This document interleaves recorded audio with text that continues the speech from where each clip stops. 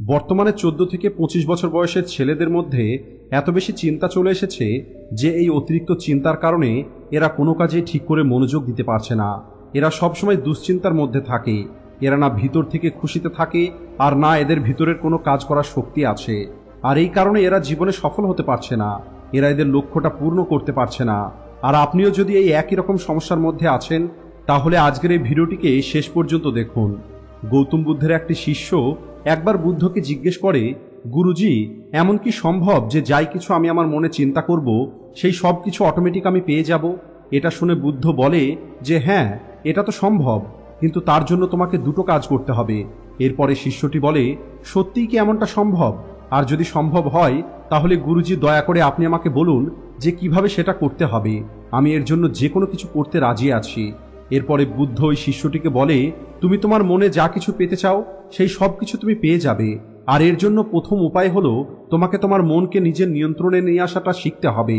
আর যখন তোমার মনটা সম্পূর্ণরূপে তোমার নিয়ন্ত্রণে চলে আসবে তখন ওই দিন তুমি যা কিছু পেতে চাইবে সেই সব কিছু তুমি পেতে থাকবে। এরপরে শিষ্যটি বুদ্ধকে বলে, কিন্তু গুরুজি, মনকে কিভাবে নিজের নিয়ন্ত্রণে আনা সম্ভব? আর এই সমস্যার দ্বিতীয় উপায়টাই বা কি? এরপরে বুদ্ধ বলে, মনকে নিয়ন্ত্রণ করার সবথেকে গুরুত্বপূর্ণ উপায় হলো নিজের ইন্দ্রিয়কে নিয়ন্ত্রণ করা। তোমার 5টি ইন্দ্রিয় যখন তোমার নিয়ন্ত্রণে থাকবে তখন তুমি খুব সহজেই তোমার মনকে নিয়ন্ত্রণ করতে পারবে। এরপরে শিষ্যটি বলে, কিন্তু গুরুজি, ইন্দ্রিয় তো আমার নিয়ন্ত্রণেই আছে। আমি যেমনভাবে চাই আমার হাতকে, আমার চোখকে, আমার পাকে নাড়াতে পারি, তাহলে কেন আমি যেটা পেতে চাইছি সেটা আমি পাচ্ছি না?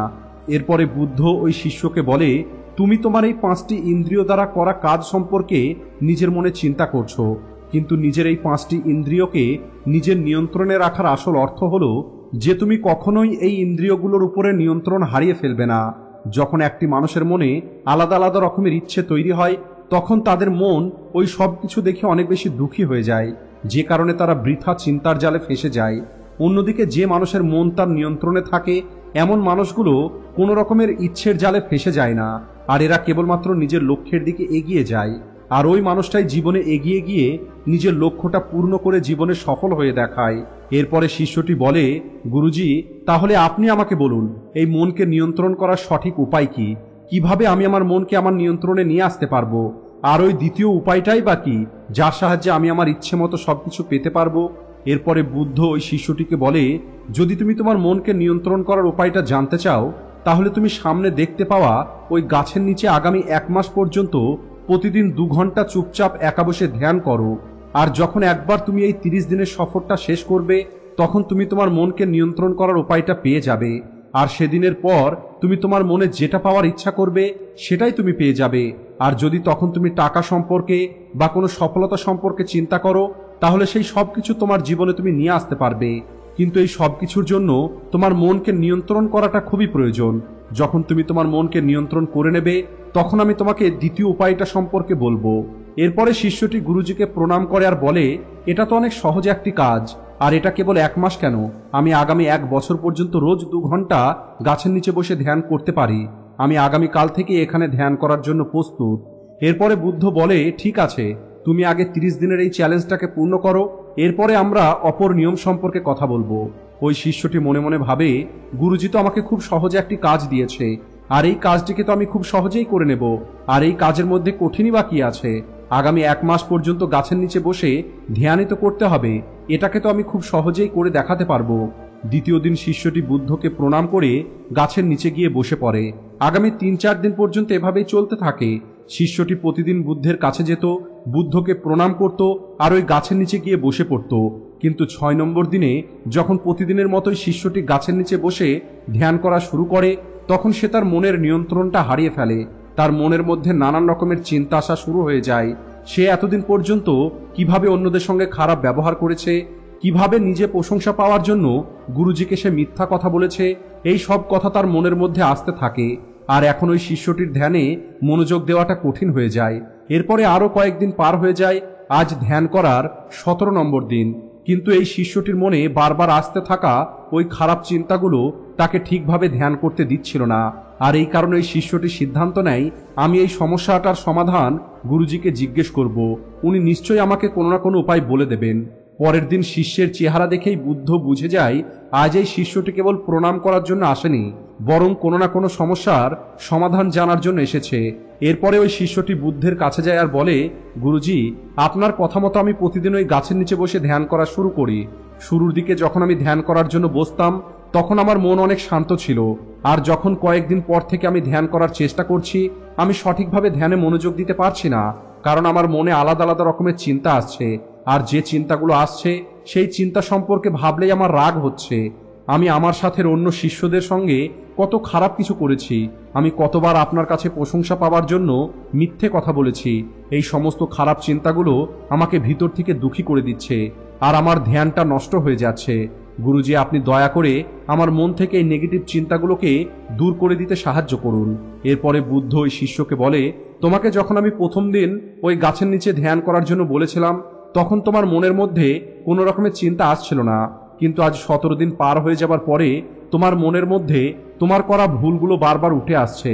যার কারণ হলো এটাই, যখন তুমি ওই ভুলগুলো করেছিলে তখন শান্ত থেকে তুমি তোমার মনের সঙ্গে কথা বলতে পারোনি, কিন্তু যখন তুমি তোমার মনের সঙ্গে কথা বলাটা শুরু করেছো তখন তোমার মন তোমার দ্বারা করা ভুলগুলো তোমাকে দেখিয়ে দিচ্ছে।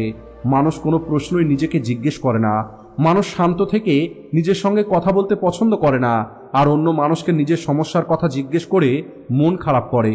কিন্তু একটি মানুষ যে কোনো সমস্যার সমাধানটা শান্ত থেকে যদি নিজেকে জিজ্ঞেস করে তাহলে ওই সময় তার মন সেই সমস্যার সমাধানটা তাকে দেখিয়ে দেবে।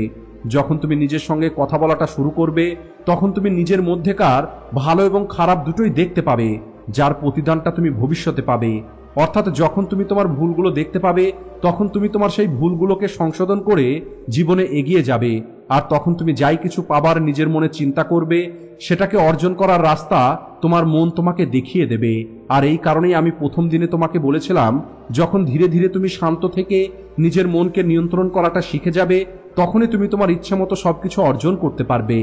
এরপরে ওই শিষ্যটি বুদ্ধকে বলে, গুরুজি, দ্বিতীয় একটি উপায়ের কথা আপনি বলেছিলেন, আর আমার মনে হয় সেই উপায়টা সহজ হবে, তাই দয়া করে আমাকে দ্বিতীয় উপায়টাও বলুন। এরপরে বুদ্ধ শিষ্যটিকে বলে, আমি ওই দ্বিতীয় উপায়টা তোমার 30 দিন সম্পূর্ণ হবার পরেই তোমাকে বলবো।